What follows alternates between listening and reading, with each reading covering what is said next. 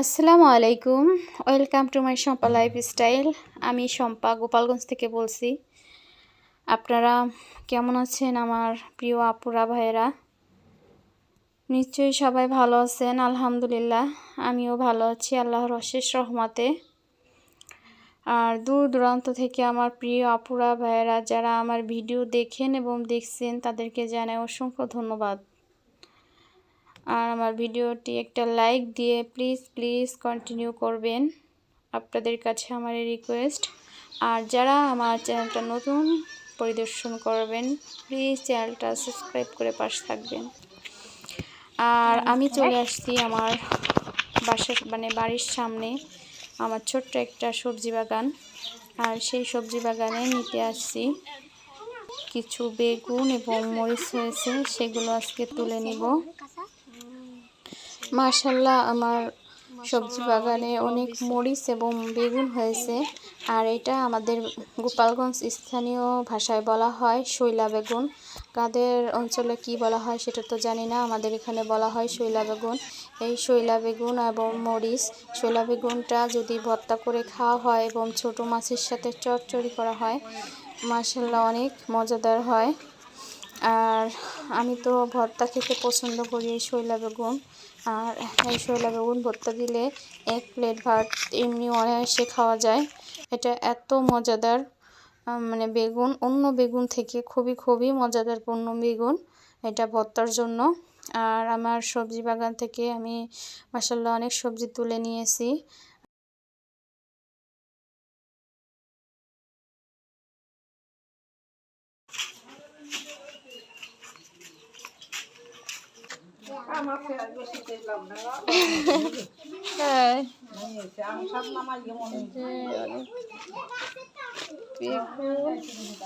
মরিচ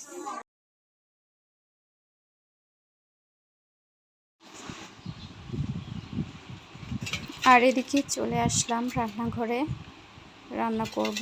আর আমাদের বাড়ির আঙিনার চল্লা থেকে কিছু কচু শাক নিয়ে এসেছি।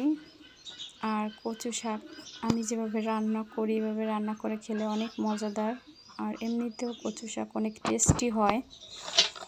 আর আমি কচু শাক রান্না করার জন্য কেটে কুটে ধুয়ে পরিষ্কার করে চালনে রেখে দিয়েছি পানি ঝরার জন্য।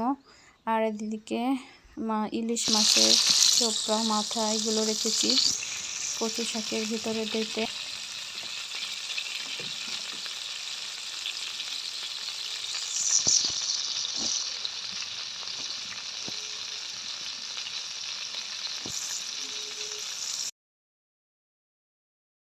আর প্রথমে আমি ওগুলো ফ্রাই করে রেখে দিয়েছি।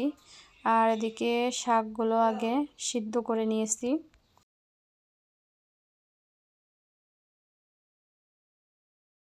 আর ফ্রাই করা মাছগুলো এখন সিদ্ধ করা শাকের ভিতরে ঢেলে দিলাম।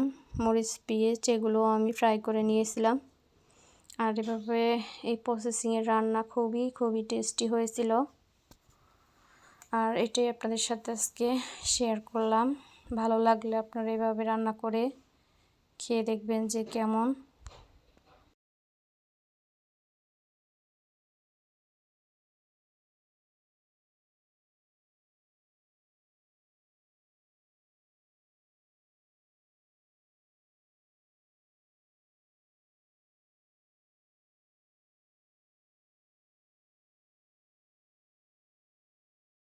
আর এভাবে নিবু জালে কিছুক্ষণ নাড়াচাড়া করতে হবে, উল্টিয়ে পাল্টিয়ে দিতে হবে।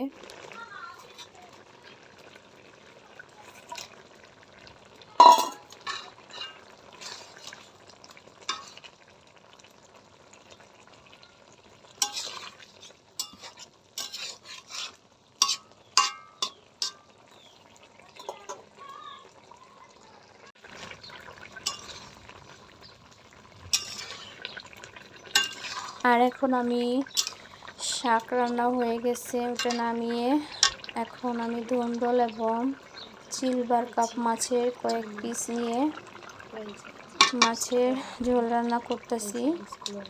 আর এটা হচ্ছে আমি ঝোল রান্নার প্রায় শেষ প্রসেসিংয়ে। জাফরানি বেটে দিতে হয়, অর্থাৎ পেঁয়াজ বেরেস্তা এবং কিছু জিরা ভেজে নিয়ে তারপরে একসাথে শিলপাটায় বেটে ঝোল রান্নার শেষ পর্যায়ে এটা দিয়ে দিতে হয়, তাহলে মাছের তরকারিটা অনেক অনেক টেস্টি হয়। আর আমরা এভাবেই রান্না করি আমাদের এই অঞ্চলে। আর খাওয়া দাওয়া শেষ, এখন বিকাল টাইম। আর এই বিকাল টাইমে চলে আসছি কাঁঠাল গাছ থেকে কাঁঠাল পাড়ার জন্য। আর এই দেখেন বন্ধুরা, কাঁঠাল গাছে উঠে এখন কাঁঠাল পাড়তেছিল। আর এবার অতটা কাঁঠাল হয়নি, অল্প কিছু কাঁঠাল হয়েছে। গতবার যে কাঁঠাল হয়েছিল পুরো গাছটা ভরে গেছিল, এবার ওরকম হয়নি, এবার অল্প কিছু হয়েছে।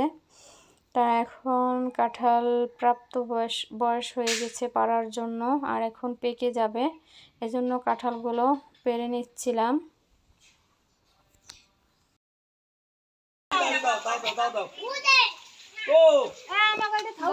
খালি এই দুটি থাকুক আর ওই টাকায় কি ফেলা দিয়ে দিবা সবাই দিয়ে দিবা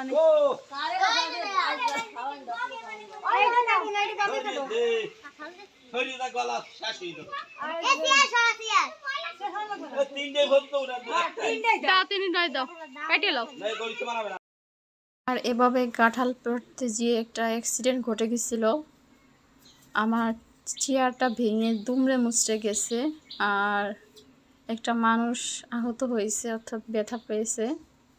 এতটা জোরে কাঁঠাল পড়ে গেছে, একটা কোপ দিয়েছে, এক কোপে দুইটা কাঁঠাল ঝরে গেছে অলরেডি, ঝরে যে অ্যাক্সিডেন্টটা হয়েছে। আর আমাদের এখানে উৎসুক জনতা খুবই বেশি, আমাদের বাড়িটা হচ্ছে বড় বাড়ি, এজন্য অনেক লোকজন মিলে উৎসুক জনতা সবাই মিলে কাঁঠাল পাড়ছিলাম আর হাসাহাসি করছিলাম। আর এরই মাঝে এক কাণ্ড ঘটে গেল।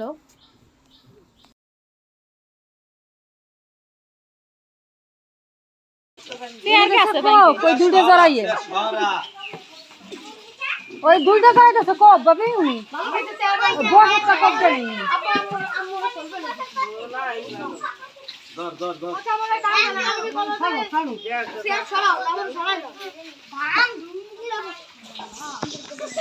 এই যে কাঁঠাল আর কো কাঁঠাল আল নাই এই তিনটে এদিকে পারবে না না না না থাকবে দাদা তোকে ডাকো না কেন বলবে আগেটা বলো হবে আর দিবে শোনাবে আমাকে এটা বলবে সামনে কয়েকদিন পরে এটা দিয়া যাবে। আর এভাবে কাঁঠাল পড়া সমাপ্ত করলাম।